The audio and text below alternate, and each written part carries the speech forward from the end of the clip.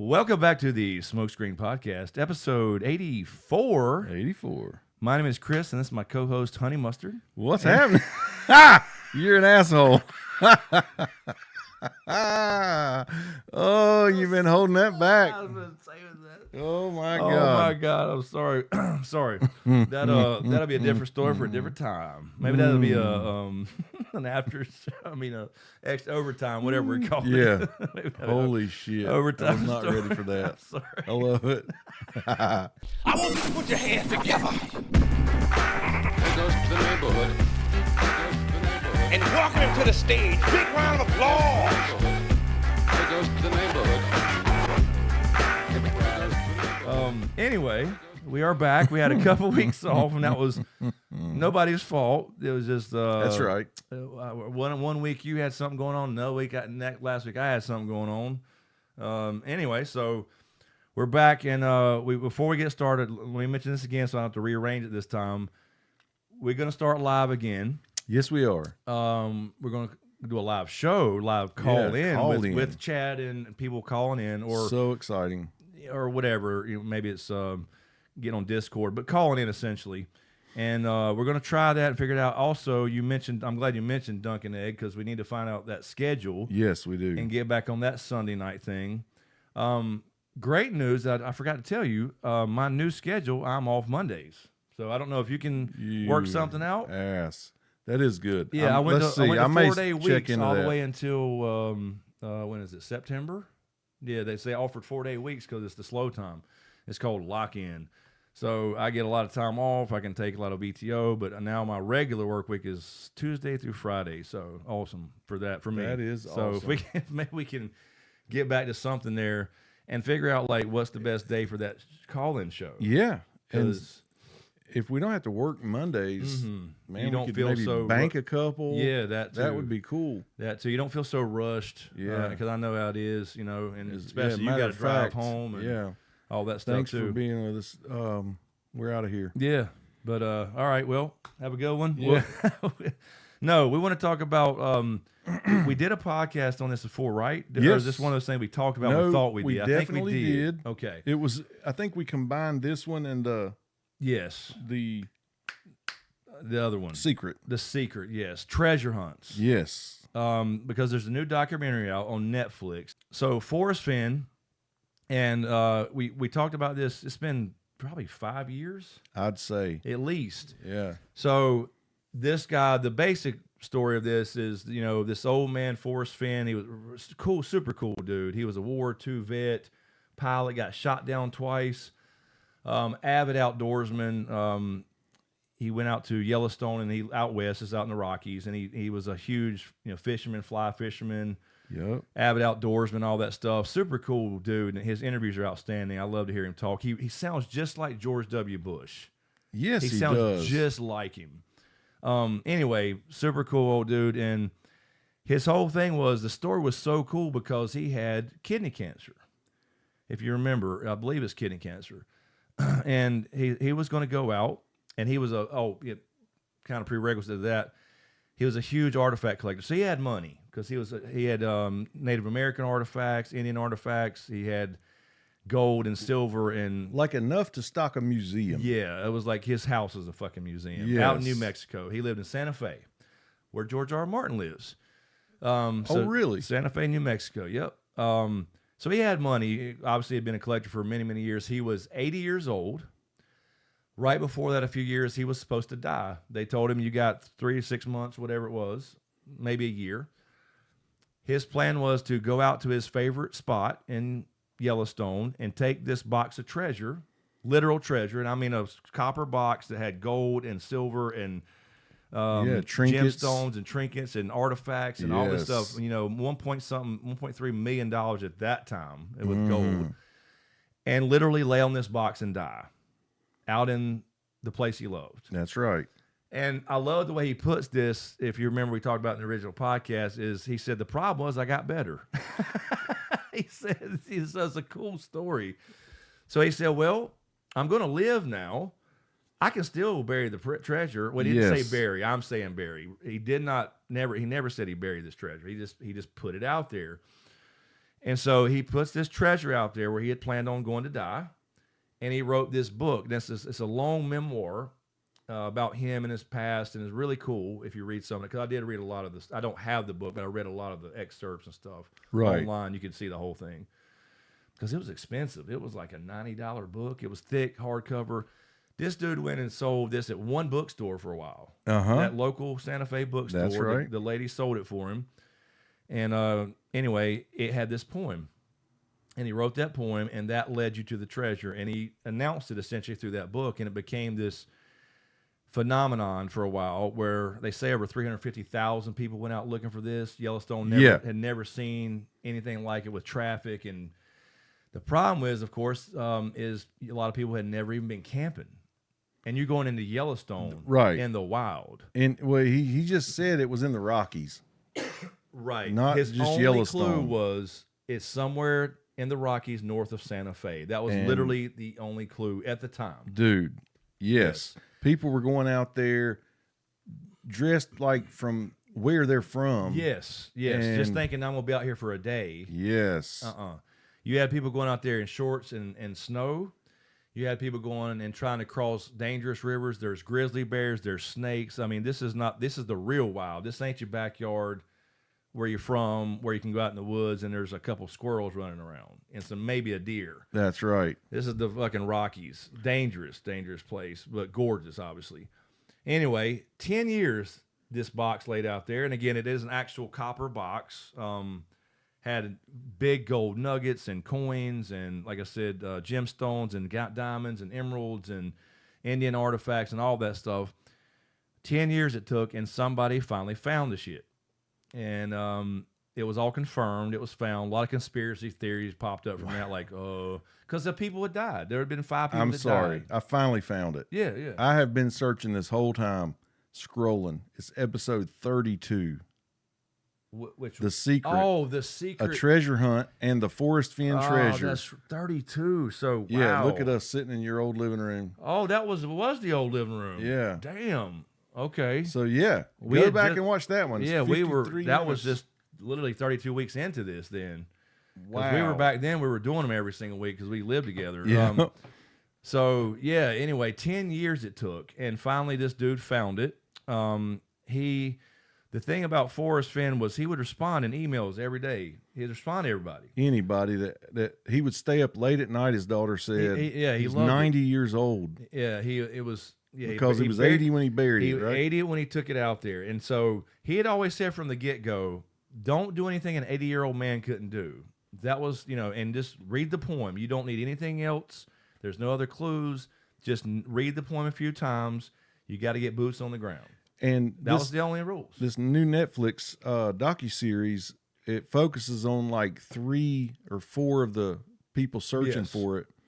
And this one young guy, he was, like Chris said, the book was expensive, and he went He went to the library. to the library and was like going to copy the poem, and hell, the lady was nice about it, and he just sat there and copied the whole damn book. The whole book. And these people, I don't know, it focuses on 3 or 4 people who, after the first clue, are certain they know where Absolutely to start, certain. and they're Absolutely starting in certain. like 3 different states. 3 different states, Yeah, literally. it's crazy. I mean, some people were literally like north of Santa Fe, so they started really close, like that lady, and that lady got super close to him. But yeah, she did. And I think it was kind of a young female friend. That's what I and- thought. And I know Yep. he was married, but I don't know if his wife had died. I don't remember. It felt that way. Felt that way. I think maybe so. Anyway, so he took this thing out there when he was 80 years old, and it took him 3 trips because it was so heavy. If anything about gold, it's 19 technically times heavier than water. So when you have a little piece of gold, it's heavy. You can feel it. An ounce of gold is heavy. So anyway, he put this out there, and it kind of became a national thing. He was doing interviews on like Good Morning America and everything, and these local stations. He would do an interview like every week. Yep. And he would actually drop a few little, like, really, really vague clues here and there. Right. The only other one I can remember off the top of my head was it's somewhere above 5,000 feet and below 10,200. Yes. Yep. That was like it. And Very- it was like, why 10,200? Yeah. So people analyzed his interviews, all this kind of stuff, and turns out Like seriously analyzed, like Over. facial recognition Yes. software type this stuff. dude was smart, and he Yeah. was the one that was close. He And but I was very love the close. redneck family. I mean, Me I love too. their story. I think they were absolutely not anywhere close. I know. They had no idea about like what the map actually or the poem actually led them, but I love the story of that. Great story. Brought their family together, but also kind of left your wife for it too. Yeah. So people were obsessed with this stuff. 'Cause they stayed out there, what, 2 months straight one time. Well, I think it was almost 2 years total, but yeah, Yeah, they were total, up there but, months like, and months without at a coming time, back without home, coming back camping. home. Correct. And she Freezing, they said. and Wearing she Dorito hated- bags on their feet. and she hated. And his thing was, I'm doing it for you. Yeah, our and I family. understood that. I get that, but at the same time, I also You can't understood, neglect her. You can't. And they had a daughter with Down syndrome. That's right. So anyway, it follows them. This group, the cool rednecks. It follows the young kind of guy that was a techie guy, Yep. nerd. He did that facial recognition Silicon Valley software. looking guy. And then it followed a guy who was a pilot. He kind of came in a little bit later. He did. And then the lady we were talking about that met Forrest Fenn, and then he started kind of gotten close to him, and he would invite her over, and he never told her anything. And- Obviously, she didn't find it. She wasn't really close either. It starts out with her saying, I'm a retired architect. Yeah. I can solve puzzles. Like I solve problems. That's what I did That's for what a I living. did, and she wasn't even close. And no, and even being like right up next to him Yeah. on the couch and talking intimately with him. Well, I'll tell he you was what. really tight-lipped. It made me appreciate him even more. I want to read the poem just for the backstory. That sounds good. Because it's let me get the actual poem here, because it is, you got to think about it. This is the Rocky fucking Mountains. I think I have it memorized. Do you?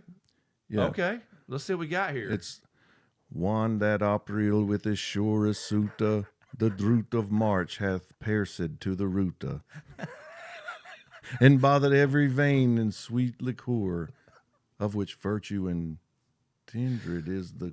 I can't remember. very close. Fuck. Very close. I can't remember.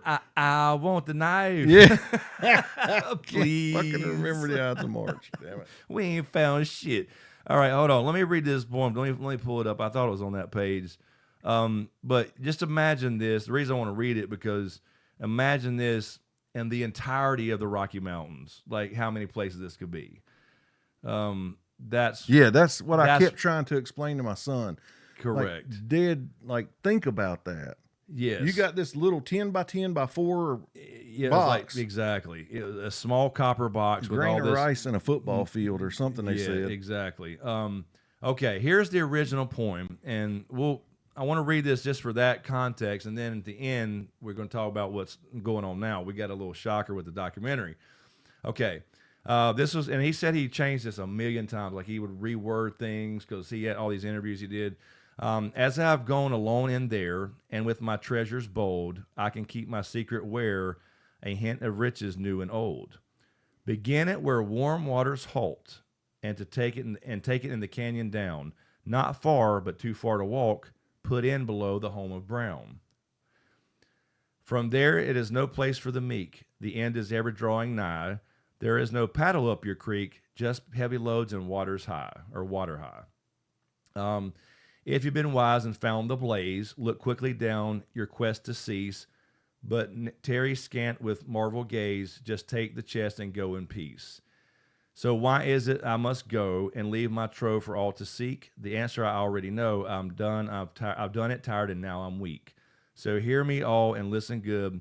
Your effort will be worth the cold if you are brave. And in the wood, I give you title to the gold. A very cool poem, by the way. Go back to that one part where it says after where the warm waters end, Yeah, begin it where warm waters halt and take it in the canyon down. take it in the canyon down. Yeah. A guy came out there and bought a Walmart raft, Oh God. Yeah. blow up inflatable raft, took his little precious dog with him. Yes, a little and tiny he dog. thought that meant, because it says too far to walk or something. Yeah. He thought that meant get on this raft and go down the river, and it was white waters at that time. I think they had some rain or something. Yes. Anyway, This is an poor dude. unskilled, non-outdoor dude. He went to got a Walmart raft and tried to get in a Yellowstone River. And that's just so sad. And that was the controversy, right? Because, and they talk about this in the documentary. They found the dog, people, by the way. They did. Alive. I know our viewers love that. Yes, they found the dog. They did find him later. 5 people died, and there was all the calls to call it off. And the first couple, he pretty steadfast, like, look, these are adults. He said clearly in his defense, don't do anything an 80-year-old man couldn't do. And That's this right. is what I kept saying the whole time. I was kind of yelling at the screen because you feel bad for him, and accidents happen.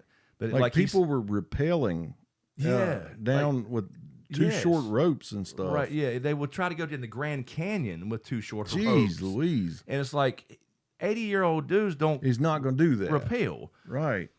He told you this a million times in these interviews, and he said straight up, you don't have to know history, you just need the poem. Now, you may get some insight about my life from the book, but you don't have to have the book. Yeah, The he poem made was that online. clear. He sure did. Clear as day. Anyway, so lots of calls for people to call it off and, just end it, just go get it, or whatever it is. Some people said he never had it out there. There was all kind of conspiracies about it. A local county sheriff or somebody actually got involved. Yep. And they went back and forth a few times. And Forrest stood his ground. He was really tempted, they said. Yeah. But he stood his ground. And he said Americans should not. Yeah, he said you're going out to the better. wilds. Americans shouldn't have to be told this. Yes. It's dangerous. Shouldn't have to be and told. And his one quote was, if somebody drowns, do we drain the pool? Or do we teach people how to swim? And I agree 100%. I did too. Now, again, you feel bad for the people and their families. Right. Has but nothing to do with how bad I feel for that. That's right. Exactly. So you were not forced to do this. People got out there and they made mistakes. Some were just accidental. Obviously, it happens. It's going to happen anyway. Obviously, that increased the numbers that year, by 4 or 5, because people die every year in the wilderness. But and if you think about this, like the pilot you were talking about, it looked like his family just used this as that's their vacation. It's bonding and camping and all this. And now, he wanted to find it. That was why he put it out there, just like the treasure, just like the secret. I mean, and they only focused on like 4 people, but you could have probably done these little videos on so many people who didn't find a treasure but found other awesome things. Yes, only a few people it's about died the hunt. And out of 300,000. It's the way I feel about gold prospecting, which I started again recently. It's not about You've the always gold. said that. That's it's right. about the adventure and finding it. Yes. It's and I've always been obsessed with treasure hunts. Like, me anyway. And I want to geocaching. mention this really quick. Geocaching was another little easy version of that. Yeah. This is something I mentioned before too. I'll pull it out for a camera. Yeah, definitely. Maybe I'll take a picture and throw it in there or something. This is something, after I found out about this, I went online and I did a couple. I actually did 2 of these and got them correct, but I only got 1 coin because these are limited. There were 50 of these made. That's so cool. And I'll hold it up and I'll cut it out. It's a huge coin. You can see the size of my hand. Yeah. And it's got the poem on the back. The Thrill of the Chase, which is the name of that book that he put out. Forrest Fenn's Gold Medallion. And I got this for solving a online treasure hunt. I did 2 of them. I don't know if you hadn't seen that in a while. No, I haven't. So this Mysterious Writings was a YouTube channel who in an online forum, it does treasure hunts and armchair treasure hunts and all that stuff. And boots on the grounds, all that stuff. They deal with all that. And this is that poem you just read? Yeah. That's awesome. Yeah. So I solved 2 of those, and they're limited coins, so I only got 1. I got the credit for it and all that. But so I got put on their website and everything. And she sent me that coin, and that's for solving an online treasure hunt. And you had to go and look in some old Forrest, because they interviewed Forrest Fenn all the time. So anyway, I just want to mention that because I love treasure shit. I don't know what it's about. The Goonies did that to me. That's right. The Goonies did that to me when I was a kid. Yes. I'm telling you. Now, anyway, so yeah, a lot of people did get very obsessed with it. Started going to his house. Yes. He had a gate. He had a gated home. Cameras all around. You can't blame him because of all his house was full of these artifacts and stuff. Yes. Some priceless, I'm sure.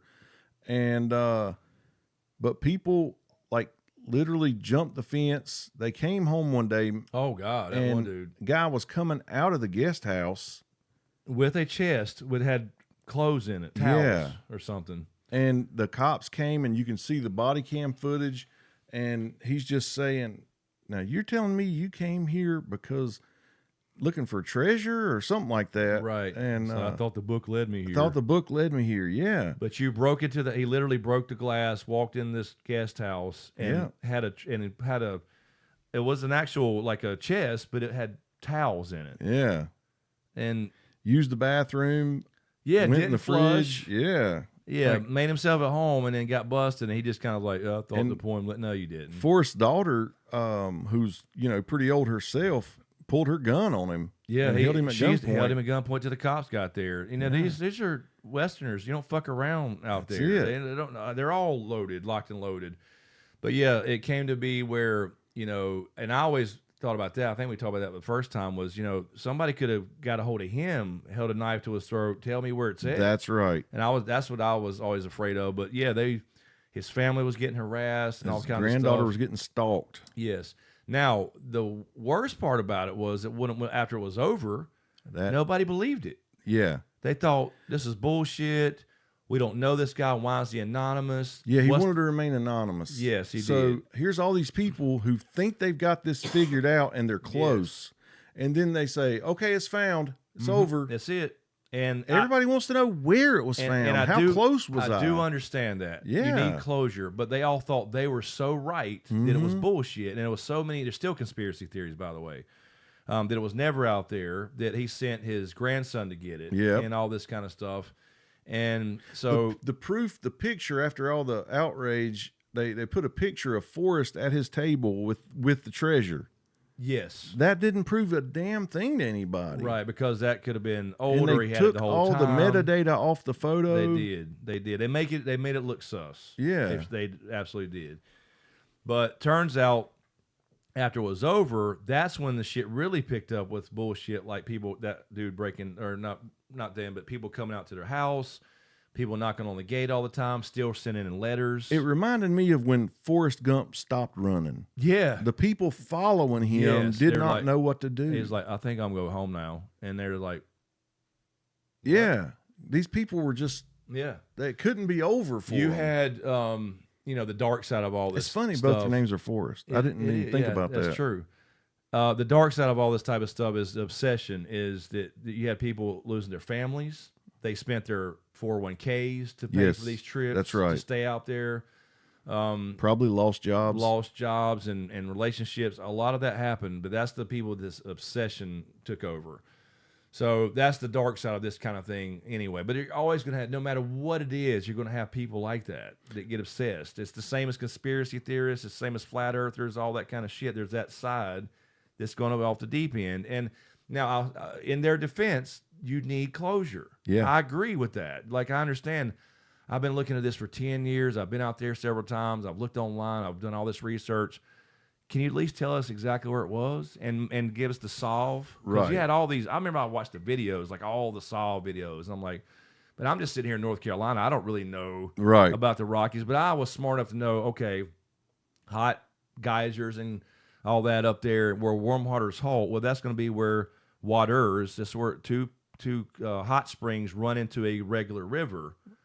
And now, how many of those are out there? How many of those? Rockies, Yeah. especially up in Yellowstone. So anyway, I thought, like you said earlier, it's about the chase. It's about the adventure part of it. And other people did get that. It Yeah. wasn't just, they had focused on the obsessive people a little bit, but a lot of families, I'm sure, were just enjoying their like time when me and you themselves. went out there, gold panning, and we'd spend all day out there. Don't get me wrong, all that was fun, but when I'm digging down in those crevices, I'm hoping to pull a nugget out of there. Of course, absolutely. And in my mind, I'm thinking of how cool it's going to be to pull it out. What if this is a honey hole? What, and how could this change my life? Well, dude, what they're thinking, like, they know, they've seen pictures of what's in there. Absolutely. And so I'm sure some of them are probably really good at solving puzzles and riddles, and they're going, there's no 80-year-old man that can, Outsmart me. do a puzzle I can't figure out. Yes.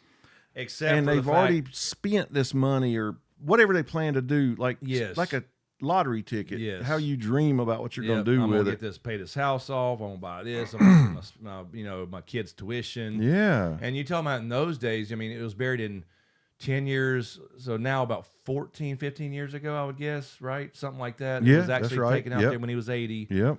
The price of gold then was probably, $1,400 an Uh-huh, ounce, because I probably. was probably still prospecting then, and now it's like 3,000. It's insane. It's double. more than platinum. So now. at the time when it was found, the guy who's in this documentary, the younger kind of techie guy, ends up making a deal to buy the thing because the guy. By the way, Jack found it. Jack, what would you say? Me off. Yeah. Jack Stauff. I can't pronounce his last name. A lot. You just said it a minute ago. That would probably be pronounced. Let me find it. yeah. Jack Stuef. Oh yeah. How did you say it? Probably is? You said it. And I said it. Yeah, I think that's right. Stoof. I think Stoof. Jack Stoof. So the reason he is now known as to be the finder, and this is all confirmed, I'll maybe throw some of these pictures up or something, is because the family had enough of this drama. People still, after it was over, Forrest died. Yes. So like he turned 90 and 9 days later he died. That was another thing that added to the conspiracy. Yes, because all of a sudden it's found right before he dies. Right before he dies. But it's almost like the way I thought about it was, it's almost like he was waiting on it, and it's like how some people we've talked kept about him alive. Yeah, we know how some people will wait on, they'll be on their deathbed in the hospital, but they won't die till somebody gets there. Yep. Or you've heard a million of those stories. You have. And it's almost like one of those things, but no, I'm sorry, it was a heart attack. It was because he was fairly That's healthy. right. His grandson said, Quick. It was quick. Quick and painless. Yeah. Or pretty much. That's what I was trying to say. I'm said that. I'm sitting there saying, well, he was fairly healthy. Well, I guess he wasn't, but but it was sudden.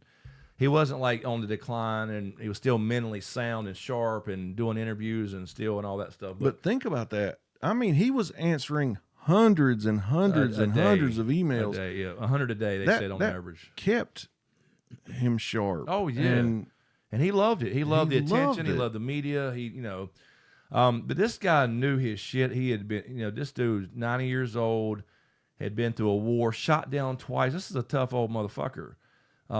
Knew his shit. He knew these places like the back of his hand. He was the guy who could go out there with nothing and survive. Like, not these kids, going to the Walmart and grabbing tent and going out into fucking Yellowstone. I would love to try to interview that family though. Yeah. The three guys, and they have the Down syndrome sister and everything. Like, I love those dudes. I would. It's like I kind of. And I felt like it was leaning at, the documentary was trying to frame it like they were hoping that he would give them something. Yes, for sure. And, I was conflicted on that. I was like, I agree. There's some of these people that he got close with that he's got a million things in his house. He could give them something and say, thanks for trying. I'm sorry and all this. Yeah, but how many people then, were that? Like right? I said, I was conflicted. Yes, exactly. You can't. Because they just showed this one family that he had in contact with, but there's thousands of others. I know. So it's one of those things like, you can't give your family's but he would say, away. he would say throughout the hunt when people would email and send him pictures, because that's what he would say, send me pictures. How many people, there was like hundreds and hundreds of people said, I found it. I'm the finder. Yeah. And he was like, send me pictures. And he never got those pictures, obviously. There was so many solves that were just so well, but the issue with that family was they were so far off. They just had it in, it's confirmation bias. It's exactly what it was. So when you figure out this one thing, the beginning, because he said from the get-go, if you do not have the first clue right, which is you start at where Walmart's halt, if you don't have that, you have nothing. So they honed in on this one little town, which, their stuff made sense. It did. Yeah. But then it got to the spot somehow, and it was like this boulder. And it's like, oh, it's under this rock because they got one little hit with a metal detector. They sure did. I hate they got that hit too because they wasted 2 years of their life. 2 years trying to get this boulder out till they finally somehow blew it up with Yeah. dynamite. And then there was nothing there.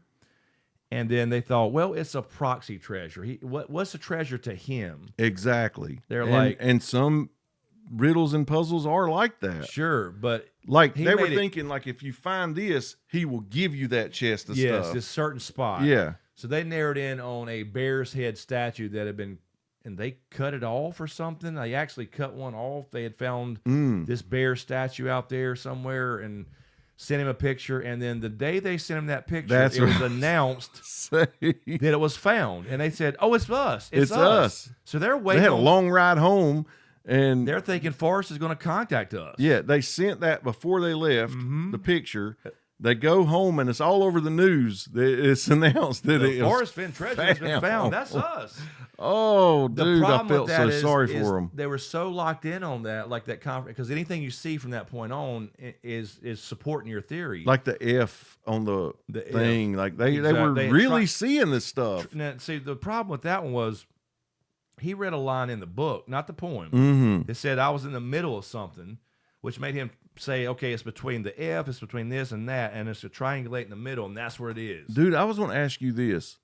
Was that when they said somebody came up with a cipher for it? Was that Bullshit. real? No, there was no cipher. But it made it read other stuff, right? When Supposedly, I didn't confirm I that. was I like, don't know. dude, somebody could throw them off so bad Yeah. putting stuff out there He like didn't do that. any ciphers. He didn't do coordinates. It was straight up. He said it from the get-go, just follow the poem. And like, and then I know it's easy to armchair quarterback. I get it. I'm not saying I would have found it. Yeah, we didn't spend No. 2 years out there beating on a No. boulder. But at the same time, I always say this, when he said it straight up, and this is not a dude that's going to bullshit people to sell a book. He didn't need money. He said straight up, just read the poem. Just read it over and over, and it's right there in the poem. And don't do anything an 80-year-old And don't wouldn't. do anything. And you're right, exactly. This is not something where you need history. You don't need coordinates. You don't need all this kind of stuff to know anything specific. So when you look back, it was really straightforward. Imagine the documentary didn't show. If one of those three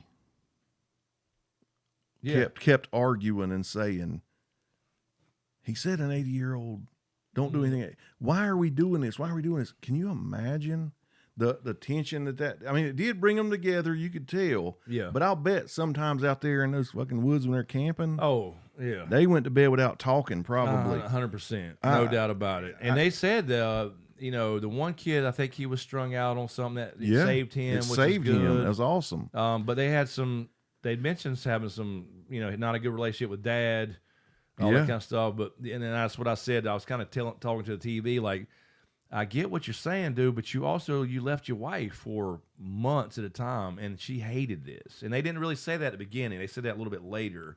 So she wanted a divorce, and she got one. And you were saying earlier about the guy who actually bought the treasure from an auction house, Right. most of it. Yeah, I'm not sure how that. He had a tragedy that Yeah, he just dealt out of with. that was out of left field. It really was. So him and his brother, he got his brother involved, and he said he got involved with this. He literally wrote a facial recognition program to read Forrest interviews. This dude was close. He trained his dog. to sniff copper. Yeah, sniff copper. Mm-hmm. And With it was good. It was good at it. And then he started searching places where they wouldn't allow dogs on the trails, for and I some hated reason. that. But other places he could. I never made any sense of that. That didn't make any sense to me. But that was he had all these great ideas. And he was very close. Mm-hmm. So throughout these years, when people would ask him, what's going on with the treasure hunt? He's like, people's been close. They've been within 500 feet. I was And- thinking but- they but said no- within 200 feet, But nobody knew who that was. So he No, said yeah. some people were way off, some people were fairly close. and all that does though is encourage the people who think Yes. they're close Yes. and they could be I'm in another right state. I'm right on it. Yeah. They might be in. They're down in literally Santa Fe, New Mexico, and the trail it's in Wyoming. Yeah. So this is a pretty Oh, big. Sorry, go ahead. But it's like I was saying before. It's About the brother. Yeah, the brother. Yeah. So he said he would run some solves, as we call them, by him, and he never really took interest. But when he said this last one, which was very close, he was right there, about the fishing hole, which was fire hole, something fire hole. Yep. That was one of his favorite fishing holes. And that ended up being the home of brown Yes, trout. Correct. Exactly. And the brother said, okay, that seems to make sense. So they went out and started having a good time together and kind of reignited their, I guess, relationship. But then out of left field, he's on his way to go back out there, I think, gets a call from a mom, I guess it was his mom, and then come home immediately or whatever, flew out there, and his brother had left a note. Yeah. And he knew, and he followed where to go, and he followed these little spots. Mile marker off the interstate. Yeah, and there was spray paint, and he followed these things up, and it led him right to where he had killed himself. So wild. And it was just out of the blue, like, okay, he had something else going on that we didn't know about. But one of the things he spray painted said Fenn. It did say Fenn. Yeah. So it's like, I mean, obviously he had something going on before that. That's just something that got in his head, and I don't know, maybe he was probably a message to his brother. And his brother took it like, okay, I got to find this now, obviously for my brother type of thing, which we didn't really say in the beginning of the documentary. The very beginning, the first little scene before it even comes on is this dude getting up from his like interview chair and saying something off camera to like, I re-hit it. And we're like, wait a minute, what is that? And then it just comes on. You're like, what does that mean? Clues in. So this guy, after it's discovered, and again, the family, just to go back to that really quick, they decided, okay, we can't keep him secret anymore. So they had this thing going on. He was going to be subpoenaed, so he came out public. Turns out he was a treasure hunter. He had been under a different name, under forum, because there's all kinds of forums out there, Reddit and stuff. He was on there actively. He had been on there active. The Jack guy. He had been emailing Forrest, and he turns out that he had picked up some little slip-ups during interviews. That's right. So he was close, but when he got the one thing that set him off and made him knew he was in the right spot was he said in an interview, I was going to go back to my favorite, and then he pulled back and then said location or something, but he in his head he was going to say fishing hole. Yes. So he narrowed in and said, did you, because in that book there were pictures of that, I think it's called fire hole or something. Yeah, I believe you're right. Something fire hole. And it's got a big boulder on the side of the bank. And there was some pictures in there. Now, he didn't I guess that, I don't know if it was on purpose. He said there was no other real clues. You might get some insight, but no real clues in the book. But he started emailing him about that. Now, he wouldn't confirm anything, obviously. He never told anybody. And he never told him if he was close, but he was close. So he kind of honed in, and it took him, from the time he figured out the location, 25 days. Really? And the last search area was in that little 100 football field size search area, was what they said. Which, if you think about a little, like you said, a 14 by 14 whatever box is very tiny on a football field in a forest. And was it in that section, the guy who ended up buying it? Yeah. Was it in that section where he was walking with the young trees, all the little trees, and the downed trees that are crisscrossed? That's exactly where it was. Those little trees? Yep. Okay, I knew he was close right there. Yep, and because they showed some footage, probably that might have been from his other videos or something. Because I went on YouTube too and saw people that went to the location. Now a lot of people went out there. It'd be fun. And by the way, this website that I was showing you earlier, they have absolutely 100% confirmed this is the solve and this is where it was, because they went, first of all, when they took the pictures, the guy sent Forrest these emails with the pictures. There was a stick in it that was identified later there, a certain little stick that accidentally got in the picture. They lined up the little, like you said, the fallen trees beside it. There was like these square patterns almost. There was trees falling this way and this way, like an X pattern. And when that guy held that picture, and the grains matched up and everything. He did it life size. He printed it out. So and it cool. Lined up perfect. And you can see the impression where it was, because it wasn't buried. He just slid it up under this little tree. And over 10 years, there was some debris on top of it. So when the guy found it, which I have the pictures here, maybe I'll throw them up there. Yeah, that'd be a good idea. You can see the top of the box, like the shape, because it had this cool little design, this copper box. They even tested the ground for copper right there and got it like 300% higher than normal. Wow. They confirmed 100% this was actually the spot. So it's like 100,000 colony forming Sorry. Amoebas. Dude, I mean, I will never ever get honey mustard again. I will always go sweet and sour, and they have no idea what we're saying Oh right my now. God. I will always. I've been getting sweet and sour with my little chicken fries anyway, but now I'm damn sure not getting honey mustard ever again. I can never think of that again. That's funny. Anyway, Sorry. No, you're. But yeah, they proved it. They found the copper. So, how about this? Just for shits and giggles, here is the solve. This is 100% confirmed. There's no question about it. All right, I won't go through the whole point, but the basic clues. And in the end, the last two stanzas wasn't really the clues. You were already found it by then, so it was pretty short. Yeah. So here's the solution: where warm waters halt, that's where you start. All rivers begin in distant headwaters, but not the Madison River. It begins mid-course as an alleged large river. Thermal springs create warm water of the fire hole. That's what the fish hole is, which halts as it mixes with the cool water of the Gibbon to form the Madison River. So there was these two rivers that came into the Madison, and that's where warm waters halted because they combined with the regular river. Madison River. I'm sorry. Which he had mentioned several times. I'm sorry. No, you're fine. Back to that family. Yeah. All right. Man, I really thought, because they found a place where rivers meet and come down, and those blazes on the trees. I never heard those called that. Yeah. But I really thought they were onto something there with that. Right, but I don't know that there were any hot spring areas down there.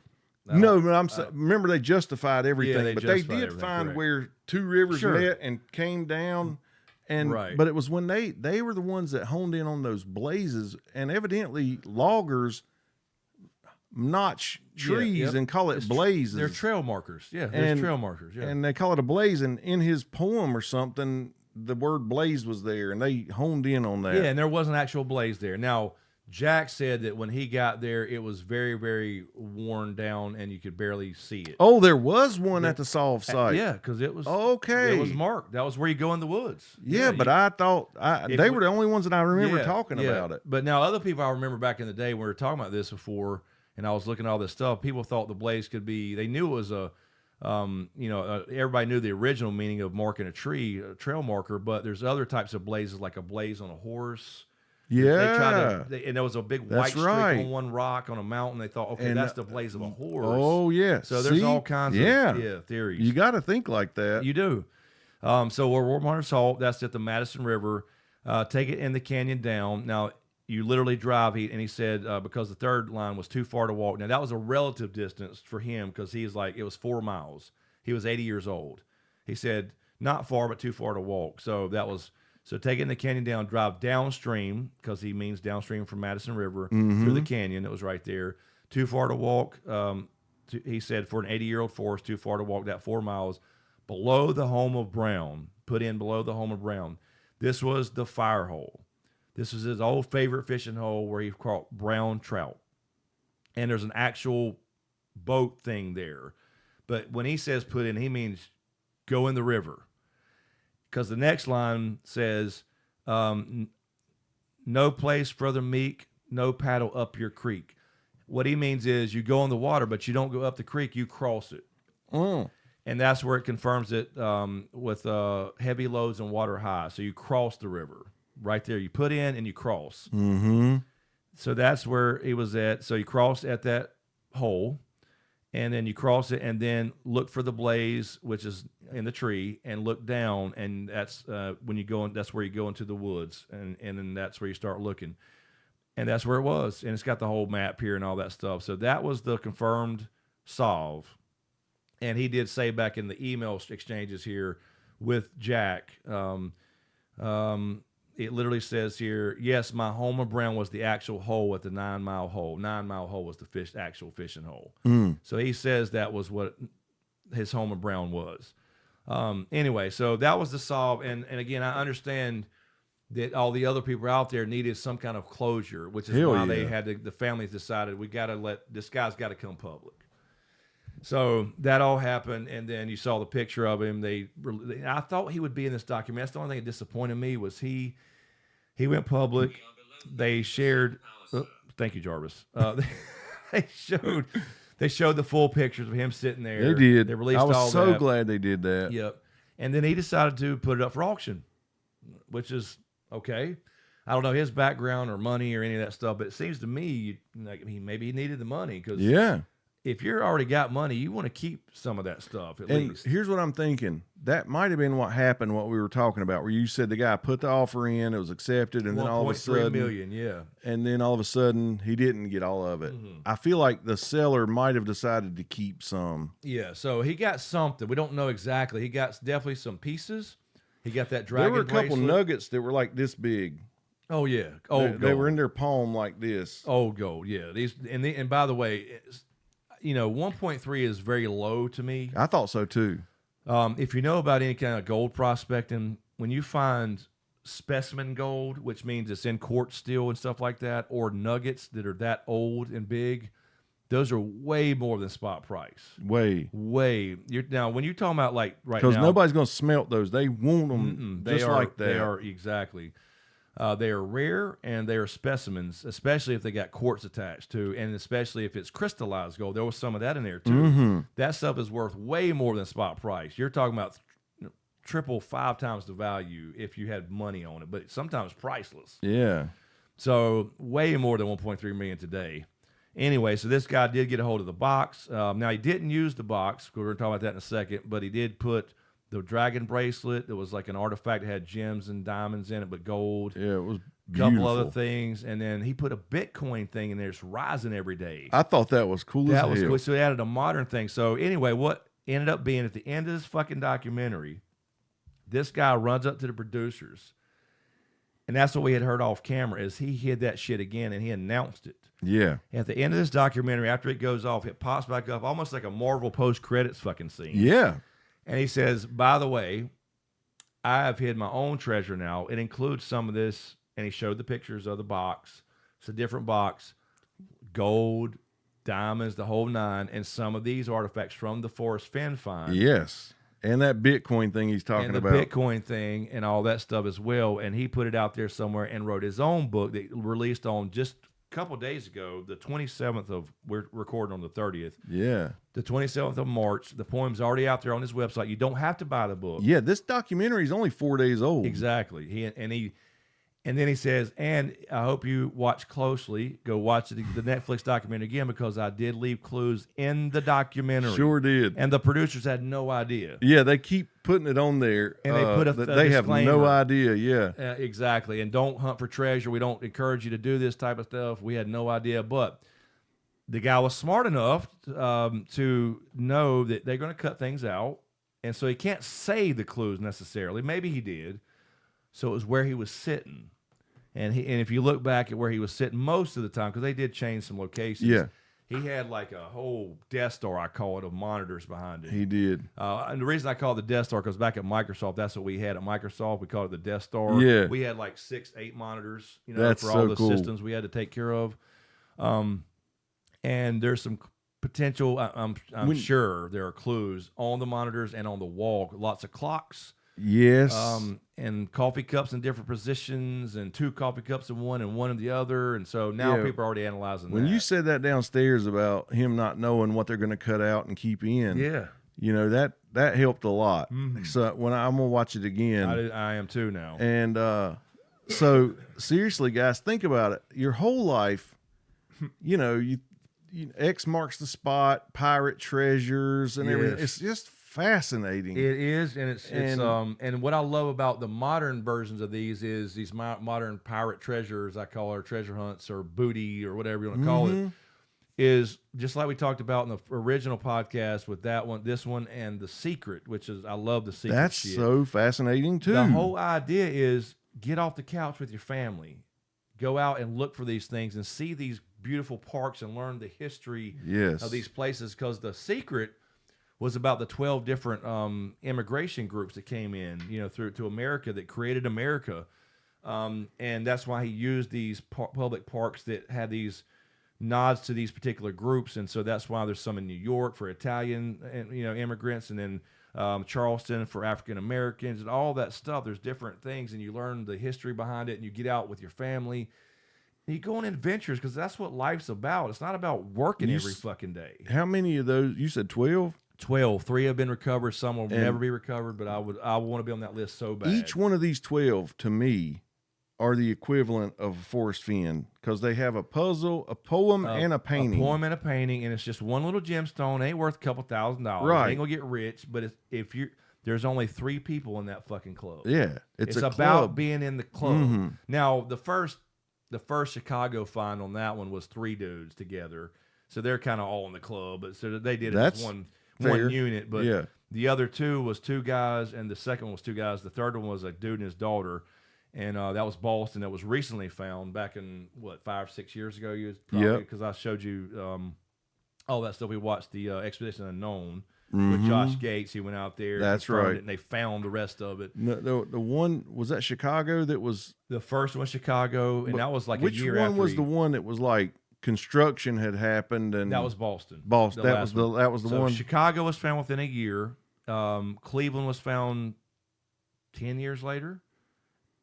Boston happened 5 years ago. This dude died in 1984. Yeah, Or and 5, something like that. it's really cool to me that story, guys. If go back and watch 32 if you're interested at all, our episode 32, because yeah, I'll link we that. talk a lot remind me about to, that. Remind me to link that. Yeah. I'll link it in this one. because that guy went out on his own and he had all of these and came up with all these poems. I think he paid somebody to do the paintings, right? He had this one guy he's frequently interviewed now in this community because this is still a thing going on. These still paintings are amazing. They to are. me. They're gorgeous, and he hit all the clues in the paintings. Now he only knew himself where one was. Now he claims this because he actually helped. He was the watch out while he was hiding. What this dude would do back in 1984 or 80 or whatever it was, he would put on he would go out in these parks, these state parks or whatever, and he would put on a little vest and a hard hat and go out there. I love and that. bury it, and then they're only like a foot or two. Yeah, and These clear. if you saw casts. him out there, you're like, oh, Yeah. he's with the city or Never even contractor. think about it.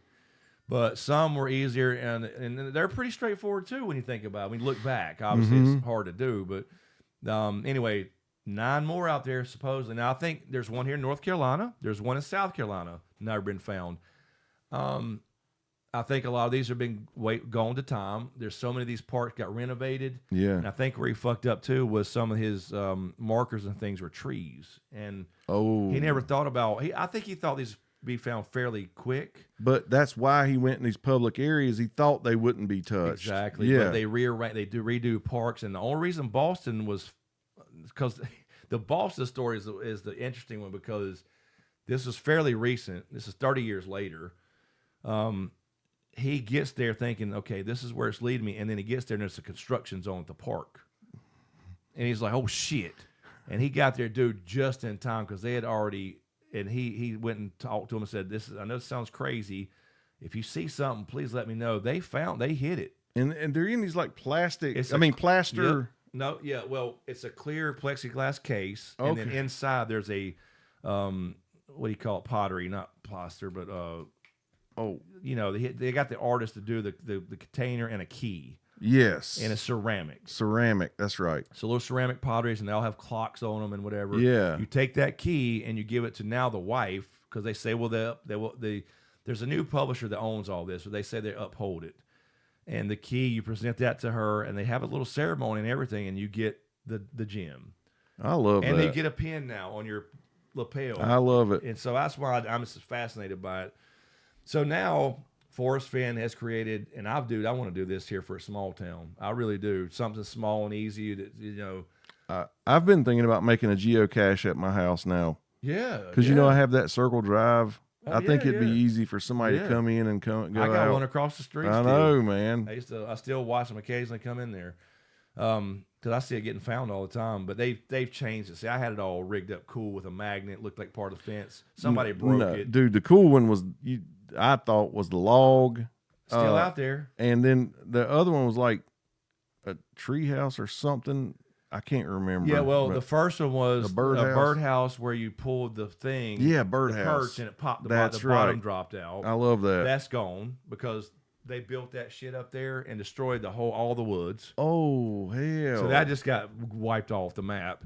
And then my other one's still out there. Yeah, he hollowed out a log and like hinged it. That was stage one. You could open it up. That's so cool. That's where you got the key, the rod, which was battery, and then you walk down 60 paces more, found the cabin on the lake, which is what I called it. And I had a story with that because that's where I used to go fishing as a kid. So cool. And then you put the battery in a secret place, and it drops out the bottom of it, the little cache. So that's why I got into stuff like that. It's cool. I love hiding them. Probably more than finding them because I like this. But that one was so many people broke that damn thing because they started jamming shit up in the hole. Oh yeah. They couldn't figure out. Oh my god, and I had to put a thing, do not enter. Anyway, that one needs to be fixed. I still have all those out there though, but I just love adventure, and it's kind of like right now. I'm almost 50, couple months, and I got a camper. I'm taking my maiden voyage here in a couple weeks finally, and I'm got back into prospecting a little bit. Been a few times gold panning, and that's what life's about. I don't, a lot of people, and I get it, and that's totally up to you, but I work to live. I don't live to work. Yeah. And that's what it's about, is these memories that you create. You go out for a week in the woods and get away from it all, and you fish or you gold pan or you just sit there by the fire, or whatever you want to do. All right. With no phones and computers, and these little adventures to take with your loved ones to go searching for treasure is fucking cool. Dude. It sounds like some nerd shit. that sounds stupid. But no, dude, that's what life's about. I hate warm weather. Yeah.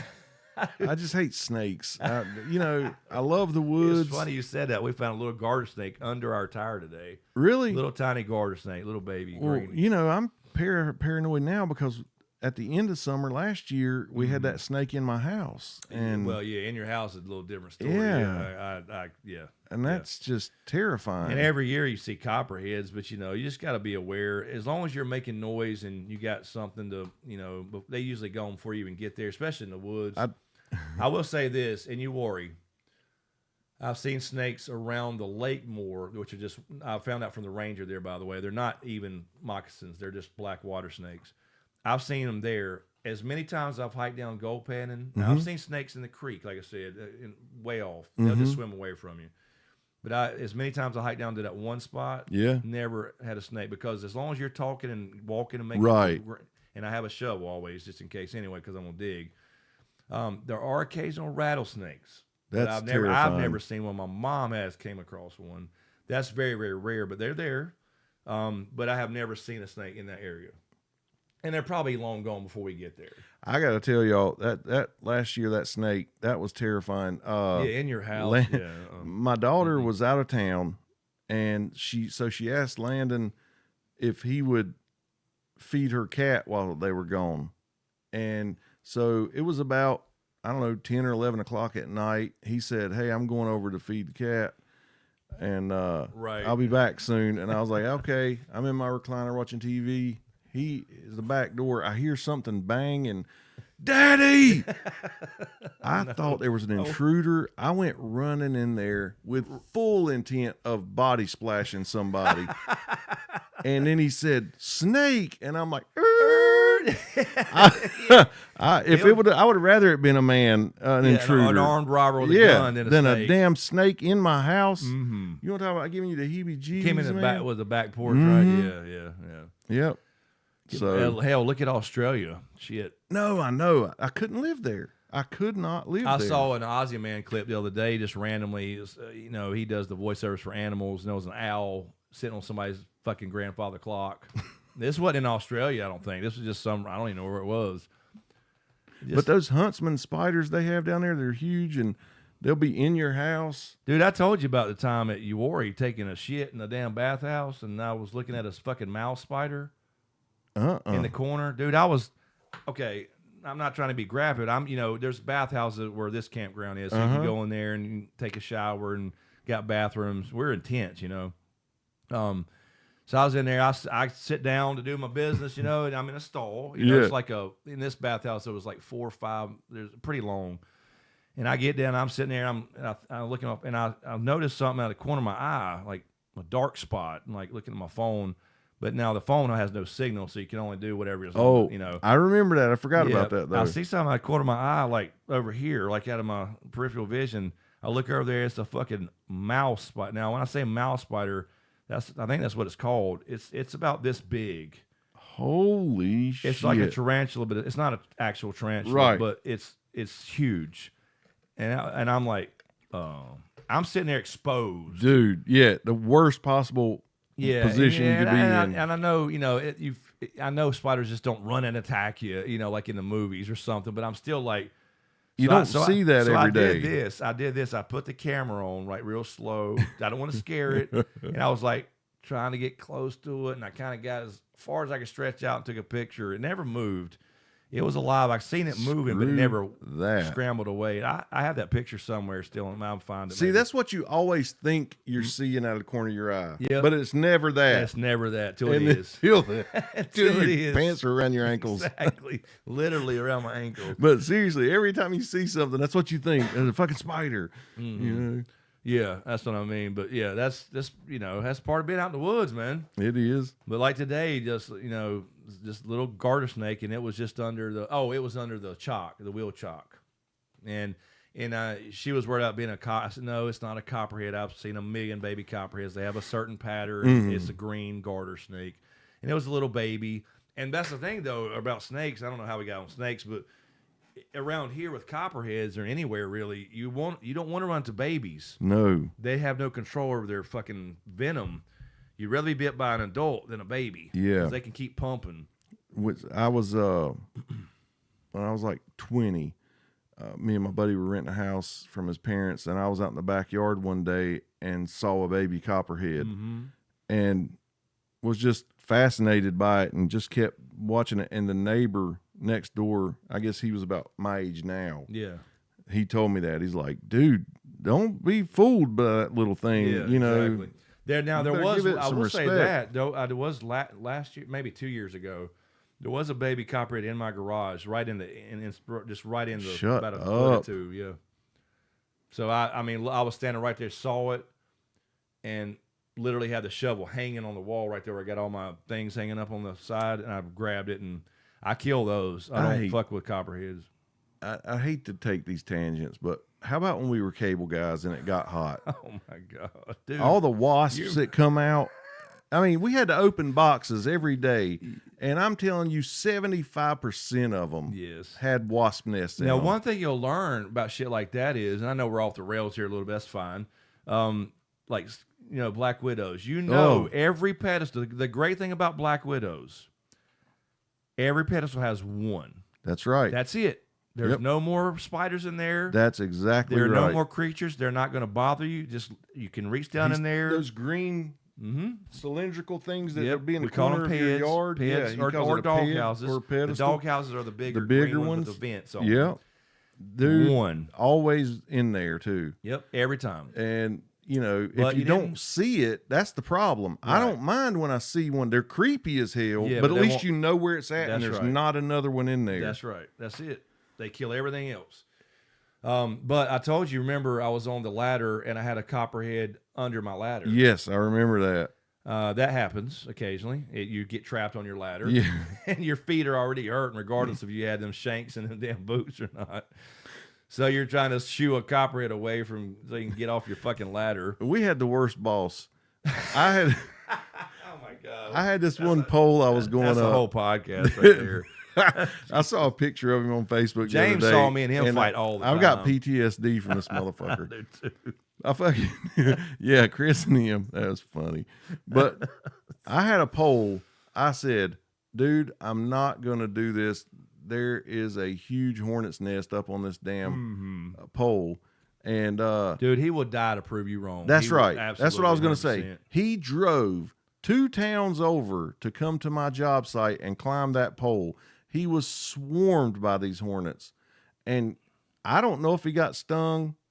He never made a sound. But like Chris said, he would die to prove you wrong. Because you know why? He was a little short fella. He was. And he had that damn Napoleon complex. He did, 100%. And he loved doing something these big guys wouldn't do. Yep. He came out there on one of that huge, horrible nightmare of a job, and where it's supposed to be normally, if it was anybody else that didn't have money or knew called in, whoever they called would have been up them. I didn't even have to do the job because it was way too far. Yes. But I had to go ahead and do that job somehow, and then I had to get up on this pole, and I could not reach that tap. And I was like, "Give me a bucket truck." He came, like you said, drove all the way from Kannapolis. Stood up on the damn arms of the very tip top to prove you wrong. Yep, just got up there and Unsafe as save hell. Christopher. Yeah, exactly. Yeah. If I would have, that's I'm not dying for nobody's cable. I'm sorry for your internet. Sorry, not going to do it. You want to get up there and prove me wrong and fall off? Fine. This dude couldn't even carry a ladder right. Like he would have been breaking all the OSHA rules. I asked for traffic control one day in the rain on Ridge Avenue. Our boss makes us, I mean, we had rain suits, and that's great, but they're uncomfortable. Yeah, you don't even want to waste. You don't want to waste your time in these things. But he's the kind of guy that is going to make you wear it. So I'm out there in my rain suit, hanging 3 spans to a mid span and then down to the house, crossing Ridge Avenue, and he was my traffic control. Of course. All right. He let me, RG11, the thicker one, guys, he let me pull this damn thing, the whole thing. And then when I put my ladder up, Yeah, of course. he goes out there with his measuring stick and stretches it up and made me raise it 2 inches. Yep, that's what he would do. Instead of saying, "Hey James, while you're up While there, he's there, watching traffic. While you're up there, can you just make sure that's or go Yeah. measure while you're on the pole?" Yeah, while I'm there, he could have done that. Dude, we got in so many fights, but then at the end, he was the coolest dude ever, I agree. and still to this day. I mean, He was cool to us as far as like if we needed anything, oh yeah, he had your back. our tools or anything. The other guys had so much trouble getting stuff. Yeah, he'd always approve your shit instantly. Yeah. Make sure you got it. But anyway, that's a whole different tangent we got on somehow. But It is. We Anyway, don't talk about it much anymore. though. no, but that'd be that'd be cool to get back. I need to go. I went by there for a couple of years and gave him some racing stuff and whatever when he was still there. He's been retired now. Wife died and all that stuff. So Well, yeah, he's working for a contractor now. Oh, Him and Terry Kepley. that's right. That's right. That's right. You told me that. That's how I saw his picture on Facebook. It Yeah. still says like supervisor for Right. them. Yeah. But anyway, that's fun. Me and Chris, I'm so scared of dogs. We were at his house one time. I passed that house, dude, today. Did you? I passed- Where they it's were got- breaking the damn fence down? Got the windows like on the fence. He was Yep, laughing. Past the house, and I'm today. like, dude, my knees are knocking. These Yeah. dogs wanted to eat us, dude. They were banging. they were and like, this against fence this was big just, fence. I went in there. Remember? I know. And they had Nuts. didn't do anything. Yeah, a lot of that too. Walking in backyards and here, but you just don't be scared. And like I said, you don't mean you're not gonna get Yeah. bit, but you know The it's- ghosts is the worst, it's and the always- attics it's and always- cellars. exactly the old creepy toys under the houses. I don't know how he got off on that, but anyway, that'd be another whole fun talk. It really would. Get old Mark Ballard on here. Yeah. If we could ever, I know you don't have time anymore, but say we did get into a cable type storytelling, Yeah. and you could put pictures of kind of the things we're talking about, and I Yeah, think yeah. that would help the Yeah. viewer Yeah. appreciate the stories more. Do you know what I'm saying? Right. But yeah, it'd almost be like a Yeah, lesson. it's kind of funny. I was on the phone the other day with a dude from work. I do insurance, and he was kind of standoffish at first. You got to kind of gain some trust and break them down, make them feel more comfortable, and get that rapport going. And dude, I listen. I've become I can listen now because I'm hearing these little clues. That's what I'm honing in on. He said something about linemen. I jumped on that shit immediately. I said, dude, I did it for 7 years, blah, blah, blah. I give all these details. He was like, oh, okay. And then all of a sudden, he bought a policy. Dude, you were installing the very first The very high-speed first, internet in North Carolina. The very first Roadrunner I did. Yeah. I can show you. On that road, the houses look very similar, but I can tell you about one of the three right there. Now it's one of those. I did the first Roadrunner. That's so wild. Yeah, that's crazy. The first. Because then when I started, we were still having to switch out those 56K modems in somebody's living room. You had to take their still had computer to take apart, their nick out. Yep, you had that whole thing, everything. put a new card in for them so they could get the Ethernet. Yep. That's wild, man. And there was That's still crazy. analog cable back then. Yep. So much has changed. We are fucking ancient, man. We are. We've seen a lot of changes. And We're the coolest fucking generation there is. I'm sorry, Gen I X. know I'm sorry. we are. There's nobody that can compete with that. We've seen it We're the all. bridge. We saw the end of the old times and beginning of the new times and the transition in between. That's right. It's been a hell of a ride so far. It has been. And here's to 50 more. Here's the yeah. And listen, guys. I hope you've been watching for clues and, and listening. Watch this again now. Yeah, there is a treasure out there. I really want to do that, man. I've been seriously considering it. Get permission from the city to do something cool. We got some cool little stuff, because like the secret thing, what I was talking about before, was it's all big cities, for the most part, real big historical, and that's cool. But there's a lot of small town history out here. That's right. And our own little town has a lot of Yes. history, and I think it would be cool to do something like that for small towns. Because we have parks and we have cool little, unique, old-timey, We do. Towns and stores. And I just told you about going through Gold Hill, and the general store up there is still open. Curious, if you ever went in there and took pictures and shared with them, they would be amazed by what Yeah. you saw today. Yeah, absolutely. I've only been there once, and it's just like stepping back in time. It is. And dude went in there, and that wasn't today. That was day before. Whatever. Oh, okay. Whatever it was, but went in there and got us a fucking Coke float. The woman had free peanuts. You could sit there and chat, and just sit there and chew on peanuts while she's fixing your stuff up. Of course nowadays it's more. They're not selling like old flour bags and stuff, Right. but they're selling like jams, homemade jams, Yeah. and honeys, and hell, they had jalapeno honey and spicy honey. Damn. I was like, oh shit, but I ain't about. But anyway, talked about panning. She was like, used to teach panning and gold prospecting out there. I said, where'd you get your dirt? I was like, she's like, I'm like, wow, just tell me where you got your dirt. Am I right that there's like an old jail cell There is in a- the ground, kind of? Like it's humped out of the ground and you can see bars on the windows? Or I don't remember door? if it's a jail cell. I know the old post office is there, which is a tiny little shack. Mm-hmm. No, this is like across from those.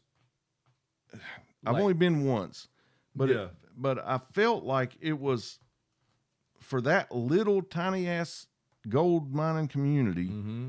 That's where they would throw people who stole might have- gold and Could have been. I don't remember but that, but I'm gonna go back. So Yeah, I'll if you definitely- do, look know, for like, You're that. talking about maybe across from on the back street area. Yep, and if you and Yeah. because see Ken knows that place. He's been down there a million times, and he took me and showed me.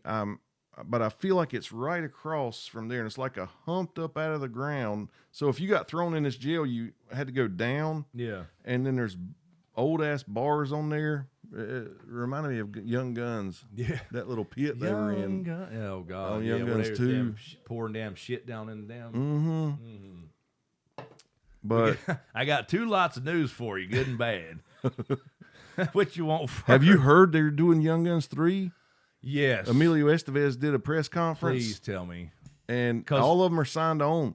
Good. Blue Diamond Phillips. Oh my God! Yeah. Yes, please. I don't know how that's going to be because they told the whole story up until I the know. 50s of him actually living. know, I but don't- yes, absolutely. Sign me up. I'm in. I'm Take interested. my money. Yes, dude. I love it.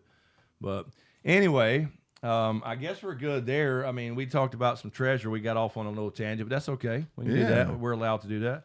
But yeah, Forrest Fenn documentary. It's called Golden Greed. Yes. I don't know why they put the greed thing in. Because, I mean, I understand some people maybe, but it's not about that. That's not what treasure hunting's about. Look, it's fun. Riddles and ciphers and like me and Chad just sent each other codes with no hints and just random stuff. I mean, Me and you did for a while yeah. there. I got that big, he made me that walking stick and lacquered it up and everything. Had that code in it. I That's solved cool. it. I just love figuring things out, and I love sleuthing or detective work or whatever you want to call it. But when there's a prize there, it is like the book says, it's the thrill of the hunt. So now this dude has continued the legacy. Now, of course, it's out west. There's no realistic option for me to let's go treasure hunt. I know. And we don't know that area. And we could probably, I do feel confident because I have done 2 of these online with very similar things. It's just not out in the woods. That I could do something like that. But that lady sprayed herself in the crotch with bear spray. oh, God. And kept on going. Yeah. Yeah. Oops. Had a brown bear come up and actually There's she put it so in her many pocket. things that can go wrong. And, exactly. And that's when it's going to happen. Squatted down to hide, and you heard the thing go off. And then she started smelling it. Her eyes started burning. Her whole crotch is on fire. Dude. Jesus Christ. But, yeah, I saw a video, just wasn't even related to that. Just a random reel or something where a guy, he just survived a grizzly bear attack. Holy Dude shit. was bleeding. His arm was fucked up. He had blood running down his face. His bear spray kind of worked, but not really. He got on the ground and covered his head and survived it. It went away after it burned enough, I guess, because he had sprayed it. He's like, okay, going to the hospital. Be careful out here. I'm like, damn, dude, you lucky as shit. Dude, I just sent Landon a reel that it said like 3.6% of grown men think they could fist fight a grizzly bear. Oh, and then it shows this lady putting a snack on a stick and holding it up, and the grizzly bear stands up behind the cage. 7 foot tall. At least, dude. It looked like 10 feet tall. Dude, one smack. It's over. To see it. They're going to eat you up. Like, I mean, They're dude, the perfect killing machine for humans. exactly. We can't outrun them. We can't outswim them. You can't climb them. Nope. It's it. You're at their mercy. That's it. And I don't, like I said, these people are absolutely delusional. These, like the grizzly bear guy. Oh, yeah. They literally ate him and his wife, and he thought he could live with them because he did. No, dude. They're just tolerating you for a minute. That's it. They will always end up killing you. It's so terrible. Every time. Like I saw the same thing with another guy who thought he could, friends with a bear. Oh, we bonded. And his brother goes out there and tries to take a picture, and the bear stands up, and he's like, smile. And then that bear like starts sniffing, got his neck. It's over. Yeah, he bled out 2 minutes later. Well, George Foreman died. I'm sure you thought Yeah. about me. Yeah, that's right. Damn, hey, that's right. Yeah. I just have been seeing stories about him. I forgot about And that. back in his young days, when he was a mean mother effer, he was raising lions or tigers, and he said it was like had quotes of him telling a story. Said that he thought he could manhandle him and show him who was dominant. Uh-oh. And then one of his friends came over one day, and the lion was acting like it was like. He was saying, it's attacking me. And he's like, show him who's boss. And he stepped in to show him, and the damn thing got him. And he was like, no more. He said, I raised that thing since it was a cub. It does not matter. And it did not They matter. don't- When it people- switched, it people switched. associate everything with our dogs, and dogs have been domesticated for thousands of years. Yes. It's not Thousands the same of thing. years, dude. These were wolves that now their ancestor would still fuck you up. Yep. You cannot take a baby animal and act like it's a dog. It is not. You can take it out of the wild. You can't take the wild out of the animal, though. Period. At some point, you will get fucked up. Yep. It's every time. There's been so many stories with some of those documentaries, like the chimps that Yeah. they think they're family. It's No, horrible, man. stop it. When they snap, It's over. It's over. And then they have to kill them. And then they got to kill them anyway. these dumbass, sorry if this offends you, these dumbass reptile lovers Oh no. who get huge snakes and they'll get baby snakes and baby crocodiles, and then they get out of hand size-wise, and they release them out in the Everglades. And they're ruining it down there, man. That's why we talked about it before. There's why we have chimps in Florida now. That's right. That Because skunk the ape 70s and 80s, everything. yep, all that, exactly. Yep, the skunk ape started because of that. But So Bigfoot in Florida all of a dude, sudden. listen, I love just bouncing these things around. So this call-in show is going to be Oh, I know. Right up my I'm ready alley. to start it. We got to figure out a plan. Where you here. just throw out something and we'll yeah, talk about because it. we want to go like full live stream like we always have, but have it. And I'm gonna try to get some like proper like graphics and transitions and get everything on the screen right so we can see the caller when they pop in. Whether Yeah. it's, 'cause Oh, we'll I have, would we'll have a love link where you just this. go link and join, and you get. We'll do like we'll do a test run where you get Okay. 5 or 7 minutes or something. Yeah. Whatever you want to talk about within reason, obviously. I love it. We got the mute button ready to kick your That's ass right. off. Can't say no stupid shit because we're not getting banned. That's right. But that's gonna be fun. It really And, will be.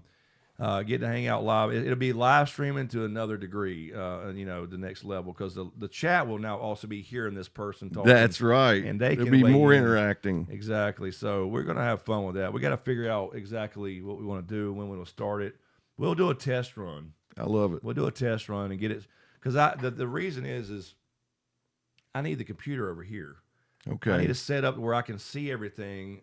They can still see us, and where I can control everything. So maybe that means another computer. I don't know. It's not like as easy as a wireless mouse and I mean, keyboard I could if I can see. and the monitor. Yeah, extra but with monitor this setup over. won't work because I can't see over here. So if I was close enough to see and everything clearly, or extend those monitors kind of like we did with that laptop, won't worth a shit. But I need to control this. I see. Yeah, it's doable, but it's going to take work. Yeah. Yeah, we got to figure out a setup, or like I said, a separate streaming PC would be great. That costs a little bit of money, but yeah, we'll figure it out, and we'll start something soon because I want to do it. We got to get back to this, fun shit, and like I said, living again. That's it. We had a long talk downstairs. Yeah, We'll yeah, let man. y'all in on it one day. Oh yeah, for sure. But yeah, we'll figure that out. Maybe we'll plan something for next couple weeks, or I don't know, maybe a trial run. Look, man, the funny thing is as much as I bitch about getting old and we talk about getting old and everything, we've known these guys so long now that they're all getting old with us. That's right. Like, Dude. Yeah, think about that. We got a 10-year-old family. we do. I mean, at least 10 years, and yeah, it's crazy, man. It's 10 for you for sure. Yeah. It's at least 8 or 9 for me. Yeah, exactly. I was just thinking about Carol the other day, man. That pops in my head I time to time. have It's to. just crazy. But yeah, we need to keep it going. And it's just fun. And then, look, the problem is, it's hard to juggle all that, especially getting older with other things going on with work, all that shit as well. But, I had a little bit more freedom back then, obviously, because that was all I focused on a little too early. But that kind of happened because, IT shit that I hated. But We missed our our mountain trip this year. we did. Yeah, we so did. hope to revive that. Yeah, that's been actually, Mizuma said that the other day, actually. We got to get back to the Andes of North Carolina. Yes, we Because do. Nat keeps complaining, Nat saying, this ain't real mountains. Well, she's just the Uwharrie Mountains. Fun fact, though, with Uwharrie, is, that I've said that you know that, but the oldest mountain chain in the world. That's pretty wild, ain't it? And it's right here, 30 minutes up the road. And they are Yes. gorgeous, and they're really low. But They there's are. some high spots still, too. But they're not like the Andes. They're not sharp and pointy anymore. No. But there's lots of gold. And that's because they're wore down. So, anyway, that's a pretty cool little fun fact. It is. Right, North Carolina has so much in every direction. And every time you've said that, I've said this part, the New River is the second oldest river in the world to the Nile. Like, it's been carbon dated, however they do that shit. And it and the Nile flow south to north. That is so crazy that those two oldest rivers flowed like that. Yep, a lot of history here. And that's what these, treasure hunts and all that stuff comes down to, is just, and this is just one man's story. That's what I mean. Everybody's got a story. Dude. Everybody's got a story. Everybody. And this one guy, Forrest Fenn, created this thing, and now it's going to continue with this new guy who's hidden another treasure, this over $1 million, again, real fucking treasure. And he's, And as got long as, knock on wood, he's young. Oh, yeah. So it don't matter how long this takes. He's around and Yeah. he'll be able to give hints. And Yeah, well, we'll see what he does. Yeah, we'll see how he handles it. Yeah, I don't know. We'll see. Because like his website's up. This just started like 3 or 4 days ago. So I've already read the poem. Of course, I have no idea what he's talking about because I don't know that area. The only clue was. I think I've got it memorized. Please tell me that again. You were so close in the first one. But yeah, it's just the only clue was Western United States. Again. Bastard. Now, what does Western mean? That's, True. Again, that's I don't know where he's from. I want to say it was Texas. That's what I felt like. Anyway, we'll figure it out. But anyway, check that if you like that kind of stuff. We talked about this before. This goes into more detail, and I like how they did the families and followed the 4 or 5 different groups and families around through their experience. Now you got to think it was awesome. There was another 345,000 whatever people that did have the same type of stories. Probably some not as long and right. deep, but yeah, I mean, everybody's got a story. And I'll tell you what, listening to his interviews and reading some of those articles in his book, The Thrill of the Chase, is worth it alone. Kind of like you're writing, Thank you. Now this is he was an older guy, had been through a lot in wars. I just started back. I told Chris, guys. Right. Yeah. So for you guys that give a crap, I've been trying to tell him for years. Finish. I'm going to. Been talking to my kids about it. It's happening. This is what I told James before. If you finish this one thing, you will start finishing everything you start. And I struggle that bucket with that. list. As you all know. Bucket list will be, you'll start checking them. Yes. I'm going to do this, dang it. Yeah. Even, look, self-publishing's easy. You just got to get the writing done. I got to get the writing done. That's it. That's all you got to do. I'll help you with the other shit. I know. I'm already planning it. So that won't be a problem. We'll get Hey, Chris, look what I did. We'll get Urtas to get a cover going. Dude. Or we can have, I got another company. I've already got the idea. I got another company for that too. So yeah, that'd be cool.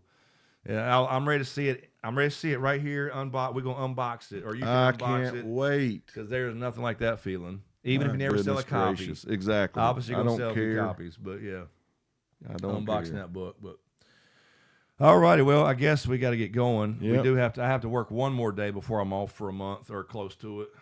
So I'm gonna be doing some camping, catching up on shit. I didn't even show my garage. It's clean. Bull crap. I'll show you. I promise you. Anyway, yeah, I did a test run with a camper today. Drove it around here and checked the brakes on it, and the brake app works great. So Man. got the what about the cameras and stuff? Cameras are awesome. See everything clearly. Not the sway bar. It's the what do you call it? The load balancing. What do you call it? Hitch. That works. Feels comfortable. That thing will pull it fine. Oh, so I did a couple circles around. I was like, you could literally just press this button on your phone and it engages the brakes and stops your whole vehicle without pressing the. Crap. I was testing all that. Yeah. So I'm ready to get out there and I'm gonna do some fishing here in a week and a half, I guess it is. Film some of panning. It. Yeah, I might. That's she actually asked me this. So why didn't you ever do because we watched a couple gold panning vlogs and stuff. Why didn't you? I was like, well, I wasn't into YouTube then. No, that would have been fun. But that's a lot more to haul.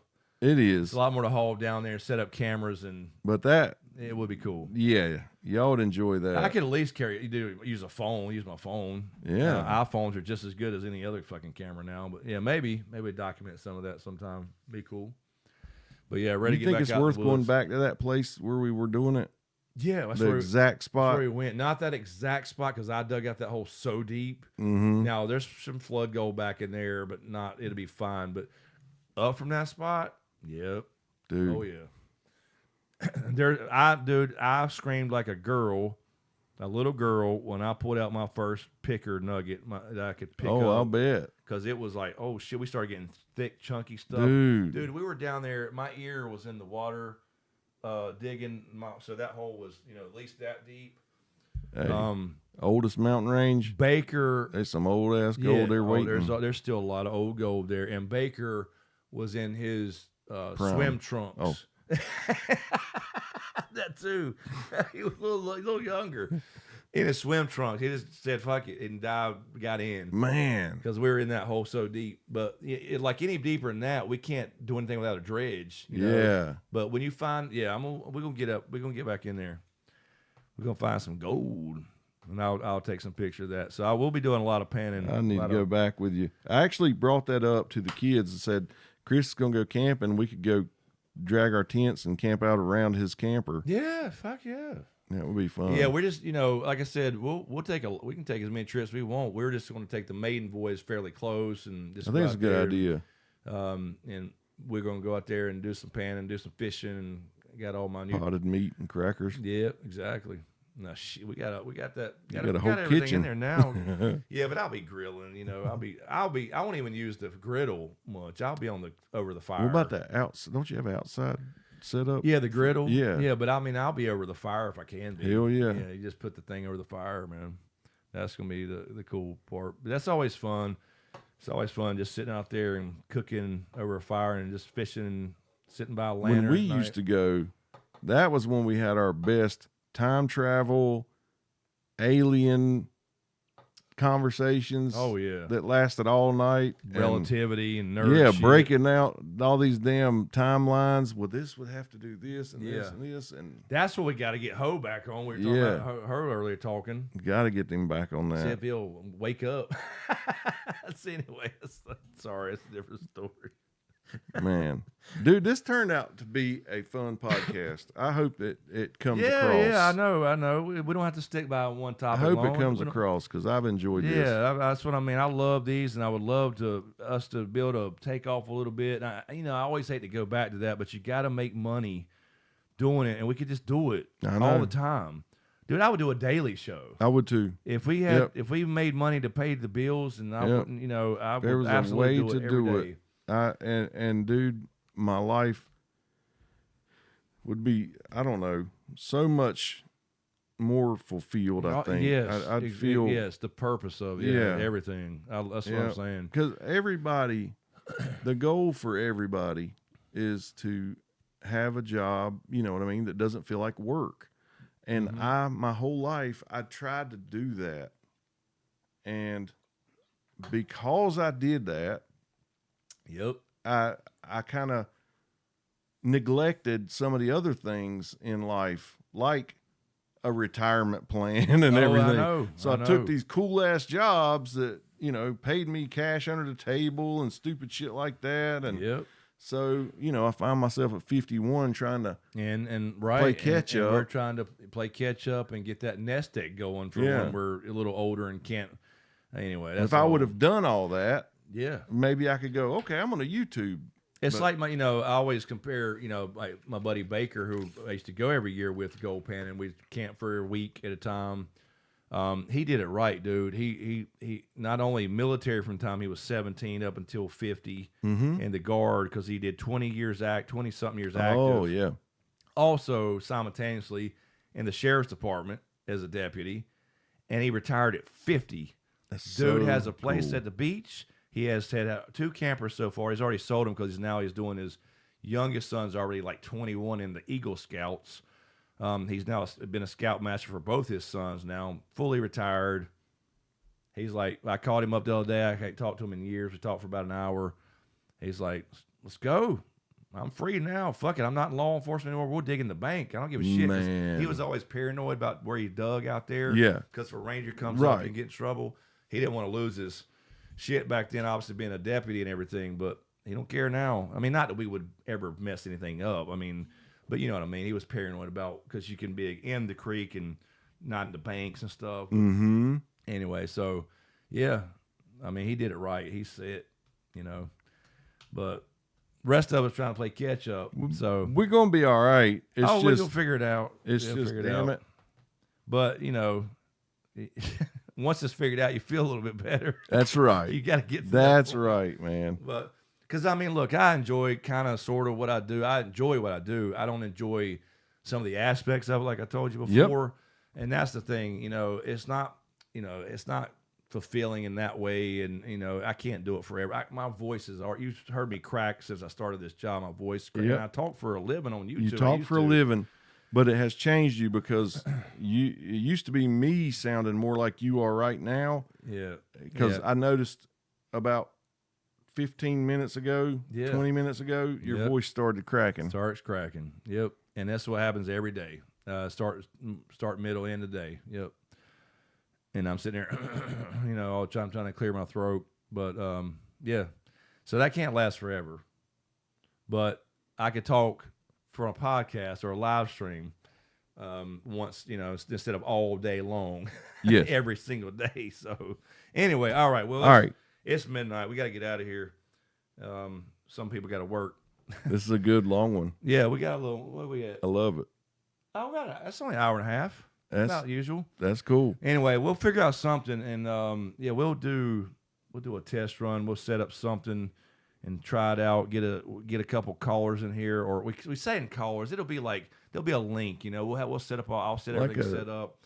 You go to a link, and it'll be like probably a Discord or no, I'm sorry, a StreamYards link where people can join up from their phones or their PCs or whatever, so we can see you. Yeah. And then we'll actually have callers and have the live chat and the whole thing, and go from there. We'll let y'all control what the hell we talk about within reason. Obviously, we can't do stupid shit.